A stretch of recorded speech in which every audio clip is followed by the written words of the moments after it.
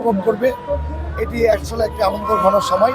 তবে এই পাশাপাশি আমরা দেখছেন লক্ষ্য করে কিছু বিশৃঙ্খলা ঘটনা ঘটছে, সেগুলো আসলে দুঃখজনক। তবে আমরা আশা করব যে আনন্দটা উপভোগ হোক, আনন্দটা আবার এমন কোনো পর্যায়ে না নিয়ে যাওয়া হোক যেটি মানুষের প্রশ্নবিদ্ধ হয়। আমি অনুরোধ করব যে আসুন আমরা আনন্দকে ভাগাভাগি করি, আর যে আমাদের কলহাল রয়েছে, আমাদের যে বৈষম্য রয়েছে, সেগুলো আমরা দূর করি। খুবই সমস্যার মধ্যে আছি আমি এ বিষয়ে।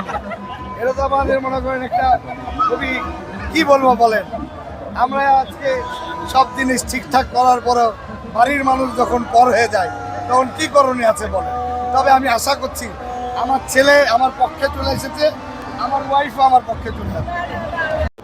আইনগত ব্যবস্থা মনে হয় নিব না, কারণ আমি 17 বছর থেকে যা সাফার করেছি, ওকে একটু হলেও কিছু সাফার করা দরকার। ঠিক আছে।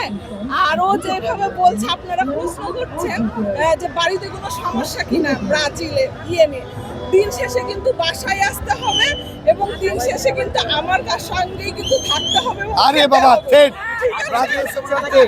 সুতরাং যতই বলুক, আর আমরা যারা ব্রাজিলকে সাপোর্ট করি, আমাদের নীতি একটাই, হারলেও ব্রাজিল, জিতলেও ব্রাজিল।